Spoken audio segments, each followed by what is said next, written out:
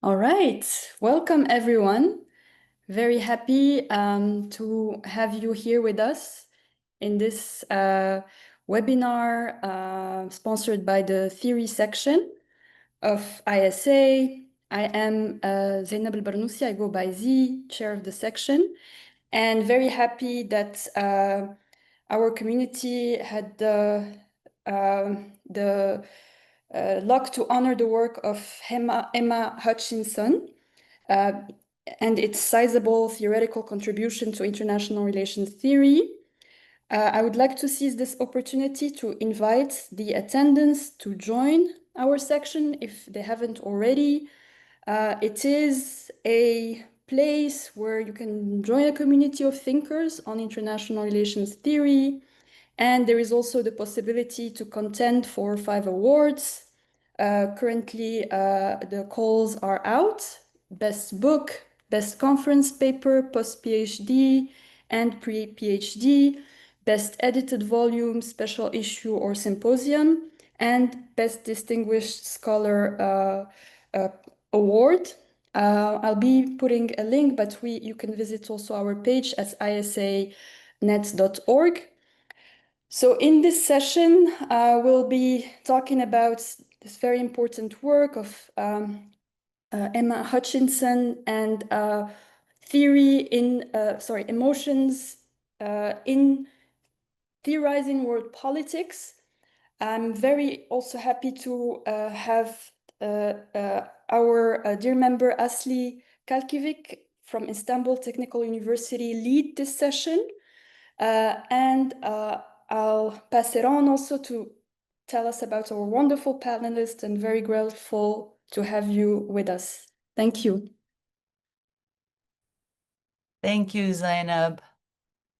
I would like to begin by thanking everyone who's joining us in this very special conversation where we remember an inspiring colleague, an amazing human being, and a good friend. My special thanks to our speakers, Roland, Annette, Jessica, and to the theory section of the ISA and Zainab for enabling this conversation. My first encounter with Emma was through her book, Affective Communities in World Politics, which won the 2017 Theory Section Best Book Prize. At the time, Theory Section and the Millennium Journal were collaborating on the editing of special issues for the award-winning books. Jessica and I edited the symposium and wrote the introduction to the volume Debating Trauma and Emotions in World Politics, dedicated to Emma's book. The following year, as the previous year's award winner, Emma joined the award jury, and we co-chaired when I was acting as the theory section chair. That's when I had the incredible privilege and pleasure to get to know Emma.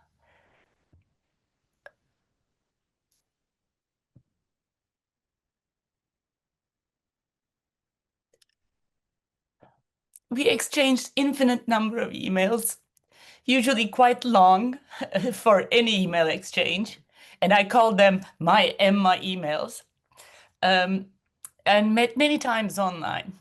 It was very rare that a conversation that is primarily premised on an intellectual exchange and solely taking place virtually transform into a warm friendship among two individuals.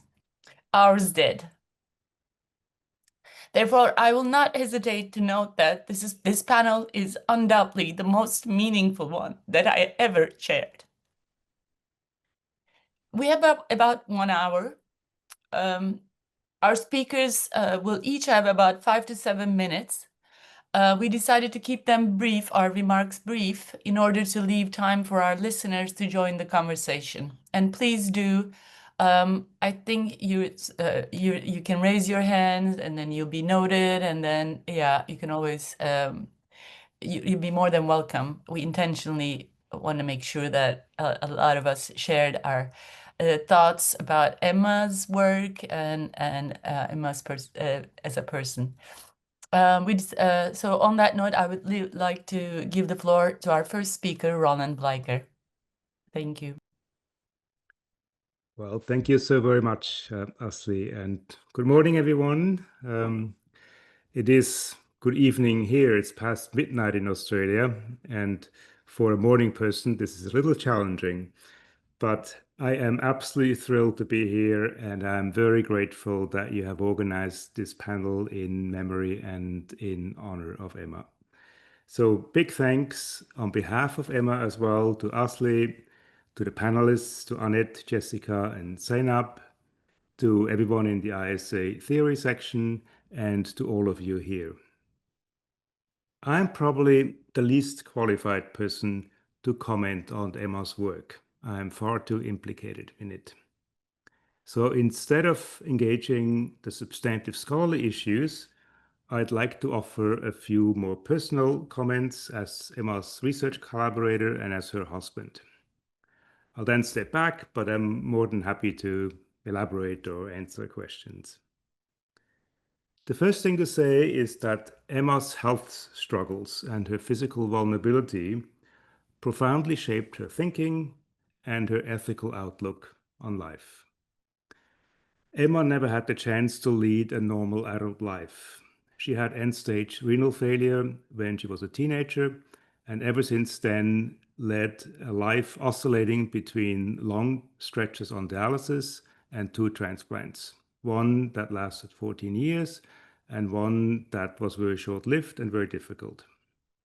So physical pain was part of Emma's daily life, and so was the constant feeling of bodily vulnerability. The last dozen years were particularly hard. We spent most of them living and working out of hospitals. Emma was on dialysis 5 full days a week, and basically had about 24 or more surgeries, including several serious ones. I'm mentioning this for 3 reasons, and I'll be very brief. The first one is, despite pretty much living in hospital for most of the last decade and being in constant pain, Emma never lost her smile and her joy for life. And a big part of this was her love for the world of ideas, for scholarship, for reading and writing. This love kept her alive. So in many ways, you kept her alive, because you were the scholars that Emma read, and you were in her head all the time. And I know that because we talked all the time about what was in her head. And this is why I'm very grateful that you have put this panel on today in honor of her. And I can't stress enough how happy she would have been to know that. Second, Emma's bodily vulnerability profoundly shaped her thinking and her ethical outlook on life. If you're constantly in pain and vulnerable, the world around you looks different. There is no way around daily confrontations with doubt and with contingency. For Emma, this translated into a deep awareness of the world around her, an appreciation of the wonders of everyday life, and that's why she was able to smile every day, but also an acute awareness of bodies, especially of vulnerable bodies. She always noticed those less privileged than her, physical or otherwise, those who were pushed to the margins by the machineries of power. What emerged from this was a commitment to fairness and inclusion, which manifested itself in all of Emma's daily interactions, including her teaching and her research. Scholarship was her way of engaging the world, her form of activism. She wrote not because she wanted to advance her career. Having a chronic disability, she never had the illusion that she could have a normal career. She never had the luxury of a full-time job or a tenure-track position. Her professional life was as unstable and as contingent as her health situation. Emma read and wrote because she was passionate about the world of ideas and because she wanted to make a genuine difference.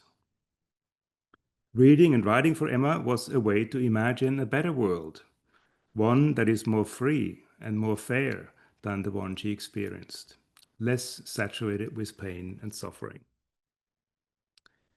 The third and last brief point I would like to mention is the most obvious one, that the substance of Emma's scholarly work over the past 20 years was shaped by her bodily vulnerability too.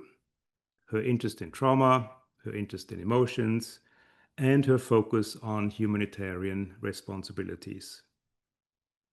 For the first dozen or so years, a big focus of Emma's theoretical research and of our collaboration was with understanding how individual emotions become collective. To do so, we focused on processes of representation, and especially on visual representations. During the past decade, Emma increasingly turned her attention to the role of bodies and sensory factors. A pivotal moment in this shift in Emma's thinking was taking place in the context of the Millennium Forum that Asli mentioned, that Asli and Jessica spearheaded, and that also involved other wonderful scholars. Much of Emma's thinking and writing over the past few years, and much of our collaboration, focused on these topics. We did not manage to advance our projects as fast as we would have liked to. There was far too much time in hospitals, far too many emergencies, and far too many traumatic experiences. As a result, we have several half and near-finished essays in our various bottom drawers and a book in the making. I will make it my mission over the next few years to complete these projects on behalf of Emma. I am not sure how fast I will be. The 6 months since Emma passed away were far less productive than I had hoped for. But I will persist, and one day you will get to see more of Emma's wonderful ideas in print. For now, though, a big thanks, especially from Emma, on behalf of Emma, for putting on this wonderful event.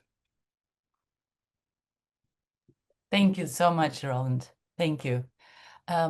Annette, would you like to Yes, follow on that? thank you indeed, and a good afternoon from Europe. I'm at the University of Amsterdam. I'm going to shift to talking about Emma's work because I've not had the pleasure of knowing Emma personally, really, but her work has been important to me ever since the article in, I believe it was 2008, on Fear No More, Emotions and World Politics that she co-authored with Roland.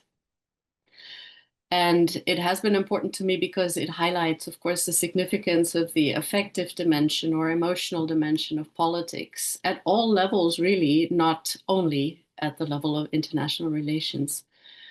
Her contributions have obviously been important for advancing the understanding of emotions in world politics. And I appreciate next to that also the insights that she's offered in how communities navigate experiences of trauma and integrate those in their collective identities, and how that shapes group dynamics and collective action. And here, of course, the book Affective Communities in World Politics is crucial. I also fondly remember the IT forum on theorizing emotions in world politics, also co-edited with Roland. And there would be so much more to list, but that's not the point of our getting together here.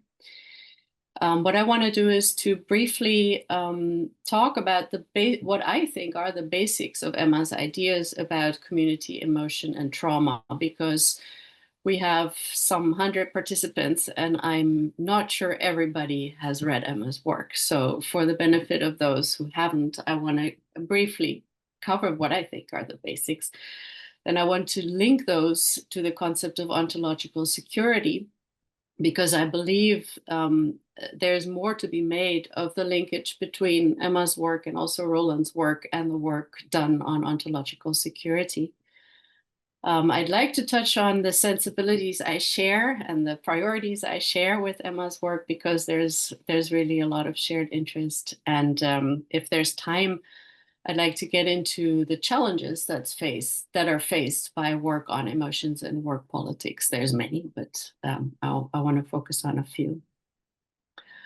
So to start with, the basics of Emma's theories on community and trauma, I think can be summarized as 3 postulates.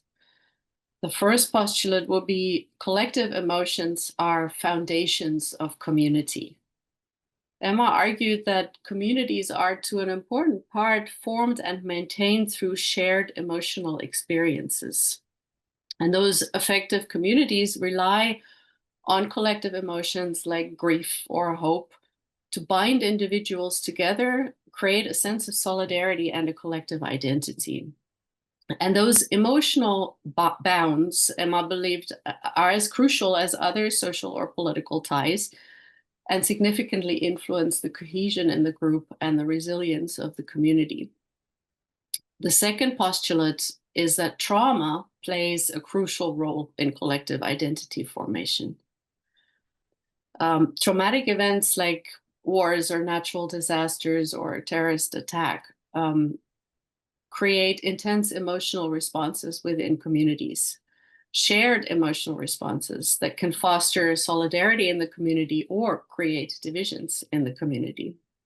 And Emma's work highlighted how such shared traumas catalyze the formation and reformation of collective identities. And she examined how narratives of suffering and loss are constructed within communities, how they frame a group's understanding of its own past, present, and future, and how those experiences and narratives become integral to collective memory formation and identity.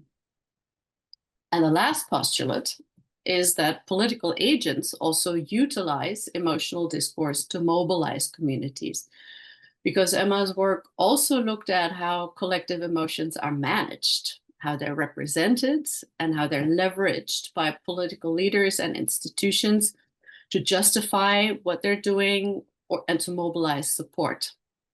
For example, she pointed out how fear and anger are often employed to galvanize support. And she analyzed how trauma can be politicized and manipulated. For example, how collective grief can be channeled into a nationalistic fervor or calls for revenge. And her research includes the investigation of how emotional discourses shape policy responses to crisis and to conflicts. Those, I would say, are the basics. Of course, others might represent her work differently. What's important to me is to build a bridge to the concept of ontological security. Ontological security, of course, draws attention to the importance for communities of a sense of stability in individuals' and communities' identity, and of an experience of continuity in their social and existential environment. If you don't have ontological security, that becomes an all-consuming problem. And I don't want to mention any contemporary examples now, but I want to say for myself that the concept of ontological security has helped me to comprehend the incomprehensible. And I find this an important literature to which Emma has made valuable contributions, even if they're not always spelled out in her own publications. Because Emma's work, in fact, shows how emotions play a significant role in establishing and maintaining ontological security. Experiences of safety, trust, and emotional stability are essential for individuals and communities to perceive that they are secure in their identities and that they're secure in their place in the world. And traumatic events can severely disrupt ontological security because they shake the continuity of a community's experience and they threaten the established sense of trust and stability. Emma's work explored how collective trauma challenges the coherence of identity, leading to feelings of uncertainty, to fear, and to a sense of vulnerability. And she argues that collective emotional responses to trauma, how communities respond, are crucial for re-establishing ontological security. because shared emotions, again, like grief or solidarity, can help rebuild a sense of community and continuity. Here also, political actors have an important role to play by engaging in what I would call emotionally intelligent discourse to reassure the community and restore a sense of normalcy and trust. And such narratives can help reconstruct a coherent identity for the community and promote resilience and recovery. And I think this helps make very clear how relevant Emma's work is, in case anyone was still wondering about that. I want to briefly touch on our shared sensibilities. The first is very obviously an attention to psychology in IR and to emotions more specifically, because both of us have worked to emphasize the importance of emotions for understanding world politics. And while Emma looked into the role of collective emotions and trauma predominantly, I studied the role of basic motives, which are inseparable from their emotional loads. Some of Emma's work has been more empirical, while I focus more on the role played by psychological expectations in our theories. But I've also studied emotions empirically, such as in recent work that explains collective inaction in the European Parliament through an analysis of clashing emotions among decision makers. The second commonality is a critique of rationalist approaches, because both of us have challenged traditional rationalist approaches in IR by arguing that those overlook or sideline significant emotional and other psychological dimensions of political behavior. And we both have advocated for more comprehensive frameworks that incorporate affective and other psychological factors to better understand IR and decision-making processes. Of course, that's easier said than done. Thirdly is interdisciplinarity. Both of us have utilized interdisciplinary methodologies drawing from psychology, sociology, and elsewhere, which allows us to address complex socio-political phenomena more holistically. Now, Emma has been called a constructivist as she emphasized the social construction of emotions and how their meanings are shaped by cultural factors, historical and political contexts. And her theories acknowledge cultural variability in emotional experiences and expressions, and she shows how different communities may respond to trauma in different ways. I, of course, don't deny the dynamic and varied social construction of perceptions and identities. It would be very silly to deny that. But I remain interested in identifying commonalities of human experience and behavior at the species level, which is one of the reasons I, for one, don't self-identify. One of the reasons why I don't self-identify as a constructivist. I'm not sure, actually, if Emma did, you tell me. And ultimately, my work on human motivation and the role of emotions in decision-making then connects neatly with Emma's interest in how collective emotions influence identity and community formation. We both underscore the importance of understanding the human dimension in political analysis and share a common interest in broadening the scope of IR by incorporating psychological and social psychological perspectives. I'll take only a few seconds to signal the challenges posed for this kind of work, because I want to give the word to Jessica in a second. The first challenge is the beauty in interdisciplinarity is, of course, simultaneously an enormous challenge. You have to read a lot. And as Roland told us, Emma did, you have to read a lot. You have to familiarize yourselves with the canons and the state of the art of other disciplines, which is a huge challenge indeed. Second challenge is the inability to measure emotions with the tools of our discipline, and the more important we think it is to actually measure emotions, the more we are drawn outside of our discipline into fields that are very far from what we were taught. So that is a conundrum. The complexity of how human emotionality and human psychology works, which stands in tension with demands for parsimony in our theorizing. Fourth is the aggregation problem And Roland and Emma have worked, as Roland just said, on how individual emotions become collective. That is, of course, one expression of the more general aggregation problem in IR from which research on emotions suffers. And the fifth problem is that rationality remains the baseline in most research in both an empirical and a normative sense. Empirically, in the sense that emotions are still too frequently looked at as aberrations from what would be normal political behavior, which is often identified with at least bounded versions of rationality. And in a normative sense, also the idea that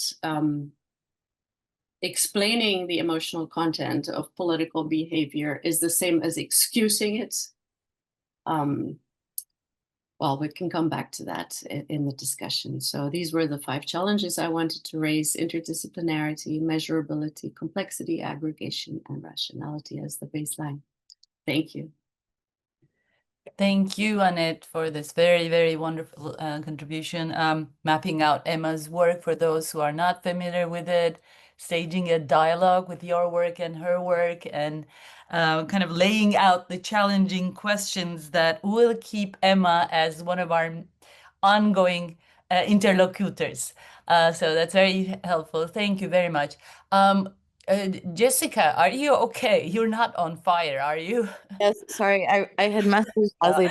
Our fire alarm was going off, and someone actually came to knock on the door related to a test. So thankfully, it seems it's finished, and you'll be able to actually hear me when I speak, and there will be no further interruptions, I hope. No, it's not an interruption at all. I was just worried about you. Anyway, I'll shut up and I'll give the I'll put you on, Jessica. Here you go.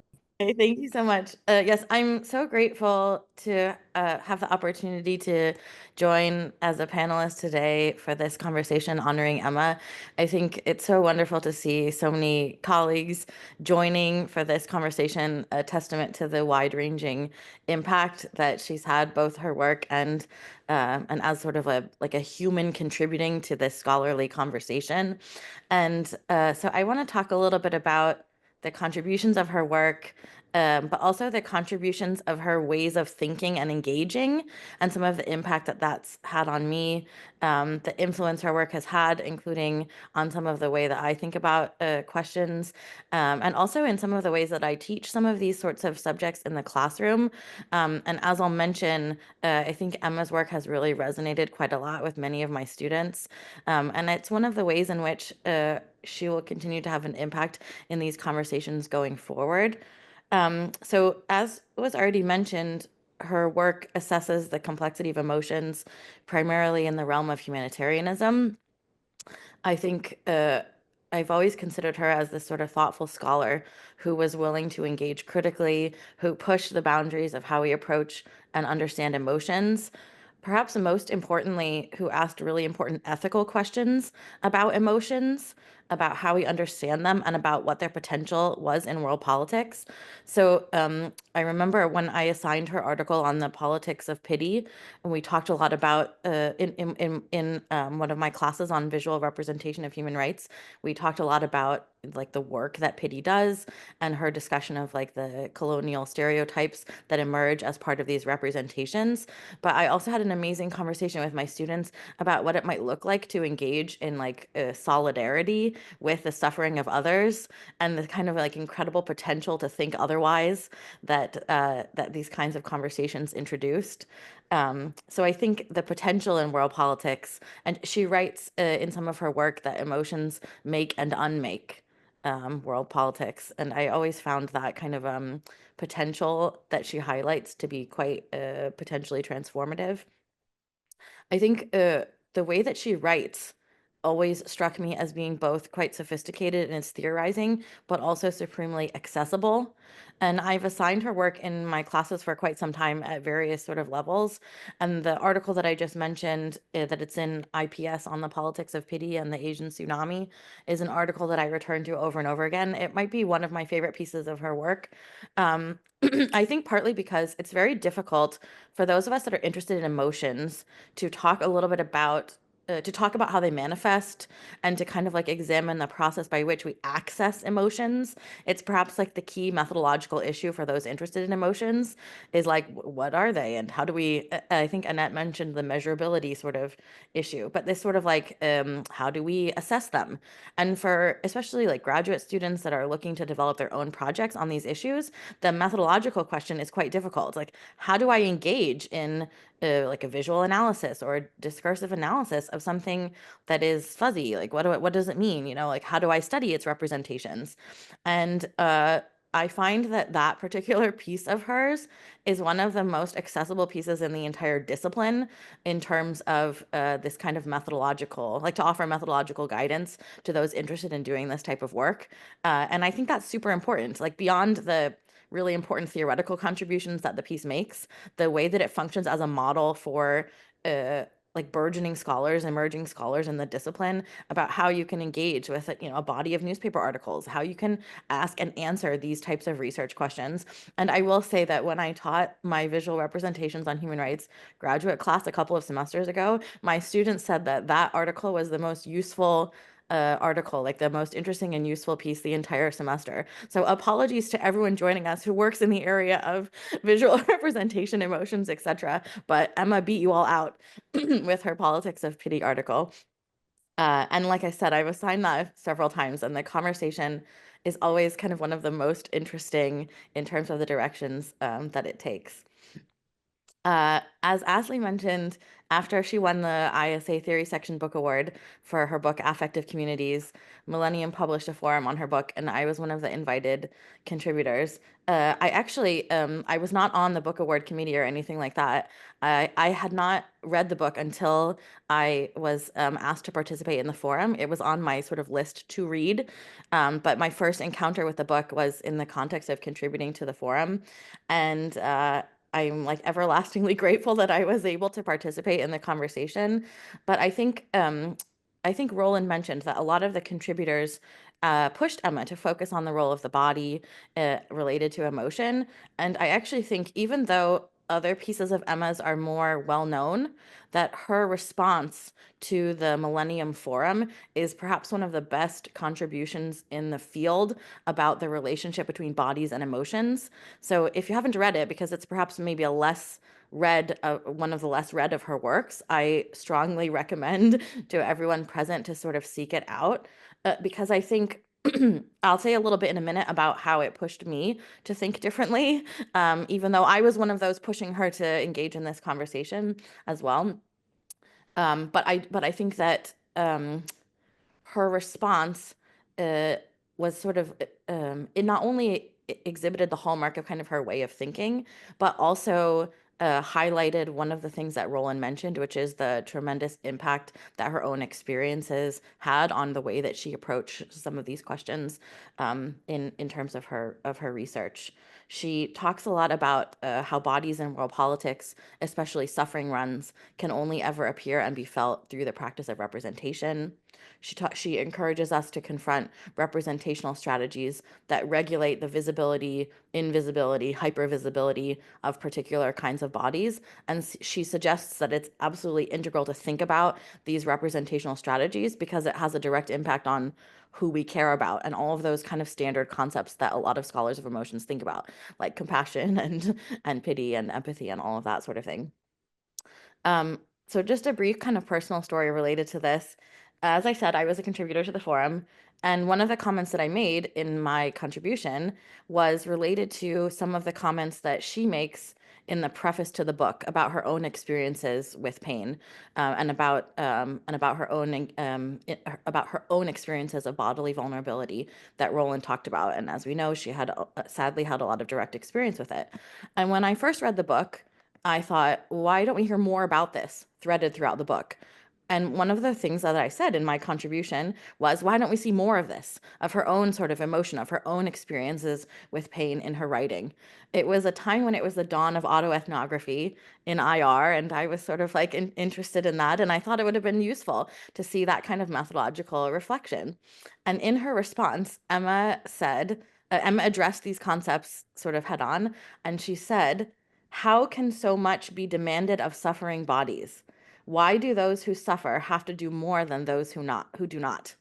And she said, and I quote, "In my own experience, the politics of trauma hovers in the space between my body and the inherently limited capacity I have to give voice to it, and the even more limited capacity of those who listen to ever truly understand." And I can say that that response to that one comment that I had made in the midst of this sort of larger forum discussion was probably the single thing in my entire academic trajectory that led me to kind of rethink my own approach to the ethics of who speaks, my own understanding of this sort of like role of the voice of the scholar and the voices of those we talk about. I thought I was thinking about those questions before, you know, as someone that's committed to the ethics of who speaks and the ethics of related to visibility and who studies, you know, people who suffer and all this kind of stuff. I thought that I was thinking about those questions, but I can say that her comments in response to my comments as part of this larger conversation, probably if I could identify one thing that had the largest shift in the way that I ask these kinds of questions in my own academic trajectory and the relationship between myself as a person and my own academic work, it is this exchange with Emma in the Millennium Forum.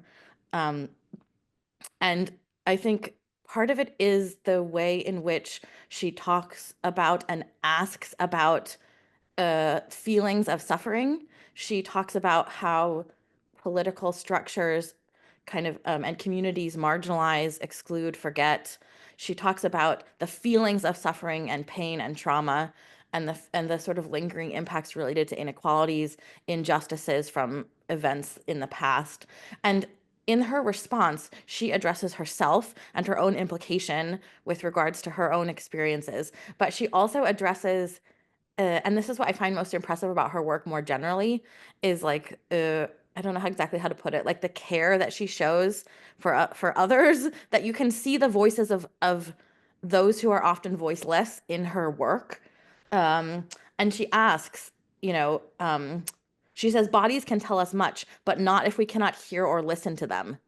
Why are some instances of suffering more significant, come to inhabit this collective consciousness while others don't? And her effort to look at the kind of collectivization of emotions in the book Affective Communities is sort of an effort to think about this. What are the processes by which some suffering bodies come to kind of be part of this collective consciousness and others don't? And she called it an emotional politics of how we see and feel for bodies.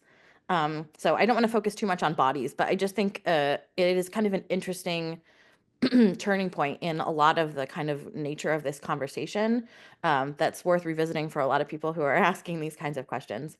The other thing that I think I find so interesting in her work is the role of the wider politics of representation, which appears both in this Millennium Forum and also obviously in her book and in a lot of her other projects.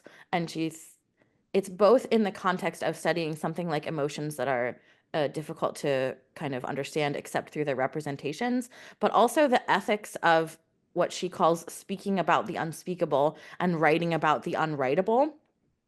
And I think a lot of us who work on these topics struggle with these same sorts of issues, both from an academic perspective, the content that we study, and from a personal perspective of thinking through the role that these sort of traumas play. And a lot of my own research has been an effort to think through many of these questions, especially on trauma and unrepresentability in recent years, which have sort of been in implicit conversation with Emma and her work. And in response to her push to think about the demands that we place on suffering bodies to render their own suffering visible in ways that are intelligible under already existing frameworks. So just to not take up any more time to conclude, I just want to say, I mean, I think we all know that her work has been pathbreaking in the realm of emotions and humanitarianism. But I also think that her legacy is marked by the ways in which she engaged critically with other scholars, by the way she pushed all of us to rethink, and her work continues to push us all to rethink, undo, and examine our own assumptions about the very subjects of research on these topics, like suffering, trauma, and the body. But I also think that one thing that this conversation has highlighted, which I already sort of knew, is that, like, despite some of the limitations she had that Roland mentioned, that she was attached to the hospital for all of these days, and it made it difficult for her to, you know, like travel and have conversations in person with a variety of people, that her ability to be in conversation with scholars, even though she had never met, and the kind of personal and intellectual generosity that existed in the conversations sort of situated around her work and the other academic contributions that she made, I think are one of the, like if all of us could have that legacy, I think we would be lucky. So I will end there to give the floor to those in the audience that might want to add their own comments. Thank you very much, Jessica. I mean, I think it was really, we didn't actually talk to each other about what we're going to talk about, but I think it all fits kind of nicely with Annette focusing more like looking at theoretical framework, ontological, epistemological questions, and you coming in to think about the methodological and pedagogical questions surrounding studying and understanding politics of emotions, as well as, I think, since we're all like theory section oriented people, as well as the ethics of theorizing, and in this case, theorizing emotions. I think it's a good reminder, not only just theorizing ethics, but the ethics of doing theory, and then also the link and the ongoing you know, Emma's ongoing presence with us. So that's wonderful. Thank you. I have a message from the oh yeah, okay, yeah. As our friends from the ISA have invited, we'd be very happy if you would like to join, share your thoughts. It could be about Emma's work, or the comments on our contributors' remarks, or the personal ideas, because I think when we just don't think about emotions, we are bodily embodied emotional beings. So if you'd like to share personal stories, please feel free, because we have about 17 more minutes, which is not like policed very tightly, but we have about 20 minutes, let's say that. Lena Hansen is here to say something. Can you see her on your screen? Yeah, I see. Yep, I now see her hand. Yeah. Could you unmute yourself, Lena?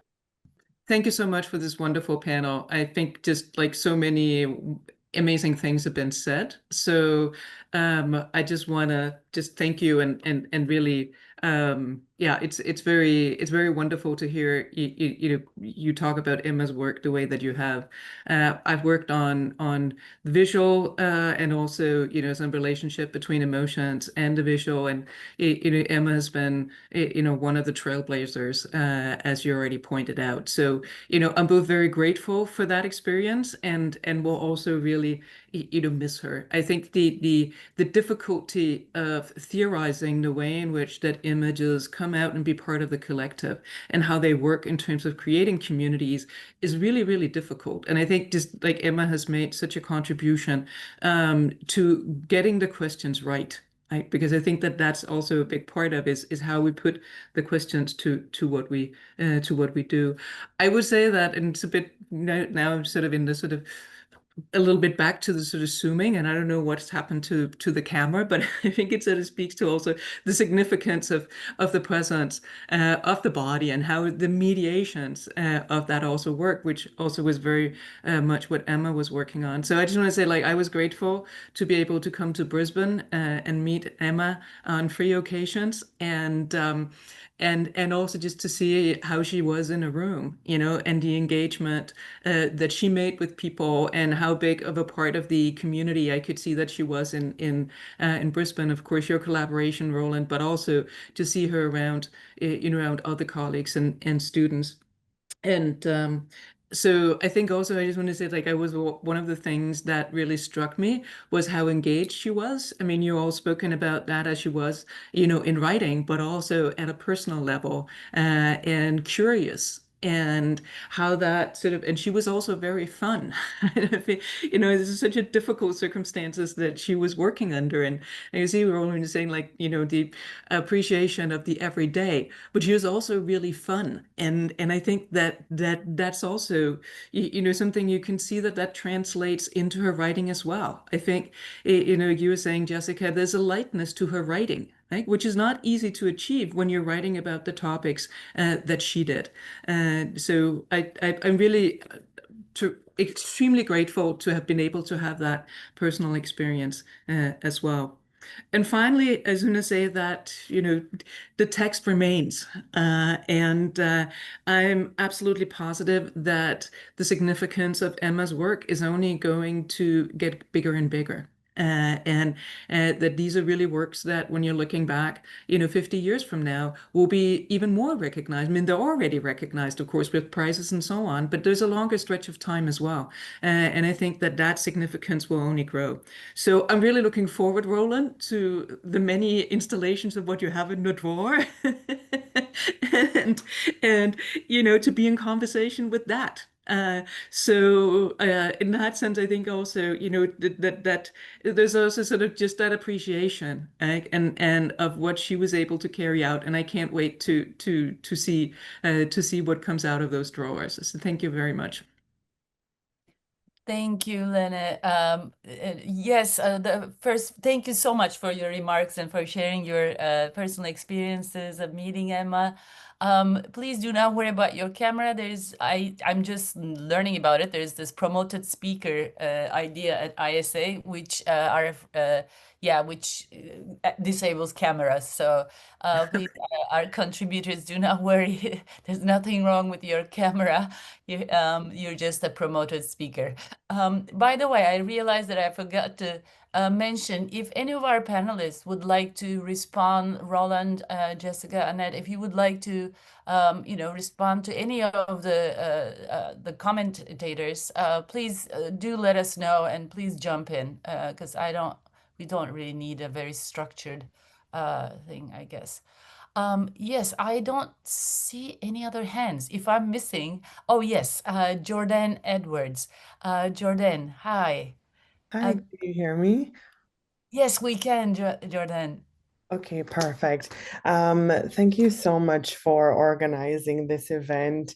I'm happy to have a space to talk about Emma. I was one of her PhD students for 3 years. I just finished my PhD, and working with Emma over those 3 years was truly so life-changing. I think all of you sort of mentioned this before, but I really wanted to highlight one of the major things that just fascinated me about Emma and her work was how she was able to really bridge a wide variety of disciplines and fields together. And I just found that so incredibly fascinating and useful. I'm a social worker and also a post-colonial theorist and international development professional. And I just found it so interesting that even though we diverge in certain experiences, that Emma was always able to just recognize my work and understand it and position it within such a wide variety of other fields and thought processes. And I could see that reflected in her own work. And I think that was just that takes a special skill and understanding of theory and academia and research that she really grasped. And I think it's so needed, especially in a field that's, as you mentioned before, difficult to theorize, and the methodologies can be so tricky. But Emma was so brave, I found. She was so courageous in tackling these really difficult subjects, regardless of the criticisms or the gaps that were there. And it was just so encouraging to see her own method and how she worked. And as I think Lena said, she was also just such a great person. She was super nice. And the other day I was clearing up my office drawer, and I found a note from Australia that she had written me. And I just ended up laughing so much because in between her very intellectual remarks, she would also be like, wow, this is so awesome, hearts, hearts, hearts. And it just reminded me of her incredible personality. And not only was she brilliant, but she was just an incredible person. So I just wanted to say how much she's made me a better scholar because of that. Thank Thank you, Jordan. I hope I'm not butchering your name, but thank you so much for your remarks. We have a question waiting in the chat, and this is for you, Roland. It says, I am Kayan Lam from the University of Macau. Thank you very much for organizing this panel. This is perhaps more a question for Roland. I'm curious to know about the events in honor of Emma. Will the upcoming events be more home-based, or will there be also international engagements like this present panel? Look, I know the BISA conference in Belfast in a couple of weeks will have a panel in honor of Emma as well. A conference in Australia, the AUKUS, Australian Oceanic Conference, will have a panel. And I am planning to do an annual lecture in honor of Emma here at UQ, which will be kind of public. So Michael Barnett will give it this year because Emma's used his work a lot on humanitarianism. So I now plan to basically raise funds so that each year we can have a prominent scholar who I know Emma would have appreciated give an annual lecture, followed by a day of basically interactions with PhD students, mentoring, networking, because for Emma, she always cared about ECRs, about PhD students, early career scholars. That was a big part of her care. So I hope there will be quite a few activities along these lines. Thank you, Roland. Unless we have any other one would like to join. There are some remarks. Since we have time, I would like to read them to share with our audience. There's one from Holly Ryan and Sophie Harman watching and celebrating Emma together in London, says, and they note, Emma's work has been incredibly informative and inspiring for both of us. We both had the pleasure of spending time in the light of her company in Brisbane. Thanks to the ISA and the panelists for organizing this. Like Lene, we look forward to and will support the work that comes from those drawers. Roland, you got a lot of work waiting for you. Much love, Holly Ryan and Sophie Arman, watching and celebrating Emma together in London. There's one from Michael Orsini, who has said, thank you for the opportunity to remember Emma's work and her extraordinary capacities as a scholar and person. I will cherish the short time I spent in Brisbane with Emma and Roland. Thank you, Holly, Sophie, and Michael, for your comments. Yes, I'm turning to our speakers. Is there anything you would like to make last remarks or anything you'd like to add before we probably finalize? I just want to encourage Roland to do the work. It must be incredibly hard, but I really hope you get all of that stuff out there for us to read. Thank you. It is hard, but this is also what gives me meaning, and I actually look forward to working on a few things that we sort of got stalled. But I wanted to say a couple of things. One interesting thing that Lene mentioned about language. I was actually going to mention this point in my talk, and then it was gotten way too long. But for Emma, language played an extremely crucial role. It wasn't just about communicating ideas. She felt that that's where meaning was located. Like she spent an incredible amount of time composing emails. You know, for her, an email wasn't just an email. It was something she really wanted to convey what she felt, and she wanted to convey the care to a person.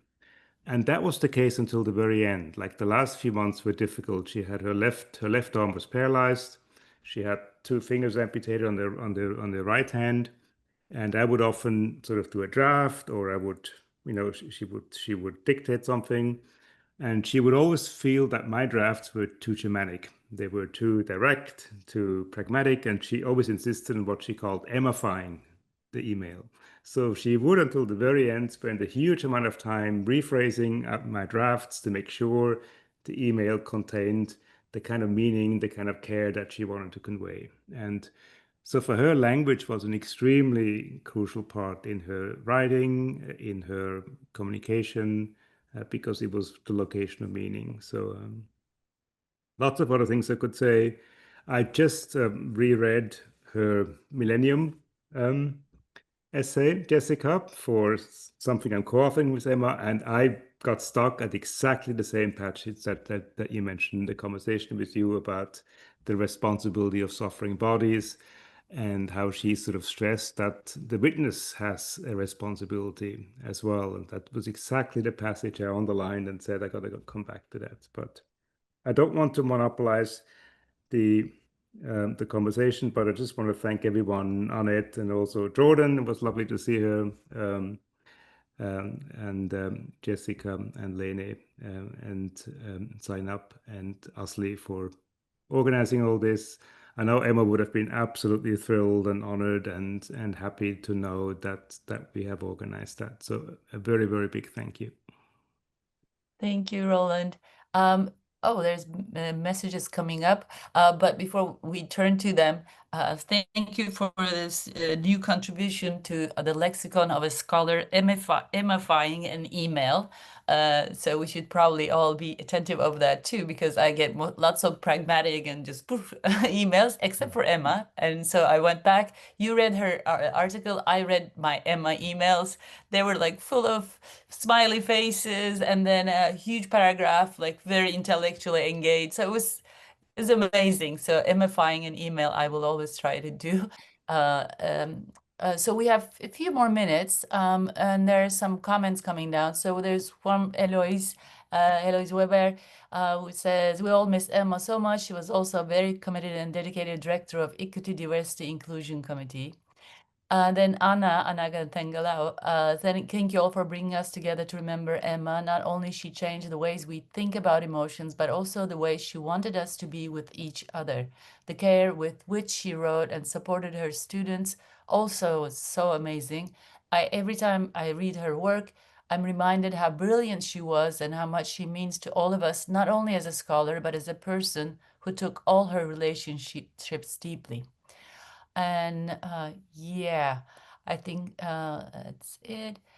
So on those beautiful notes from our friends and colleagues, I think we can now wrap our meeting. I want to thank, first of all, once again, to our speakers for this perhaps emotional, but also very intellectually engaging, inspiring conversation.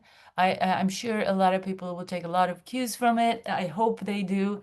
And then, yes. So thank you, everyone, and also for joining us today. Thank you. Thank you you, so Esther. much. Thank you. Thank you. Thank you, everyone. Bye. Let's keep the conversation going. Yeah. The Yeah. best honor of her legacy. Roland has his to-do list, but I think if all of us can continue the conversation with Emma, I think that's the best way to move forward. Thank you. Yes.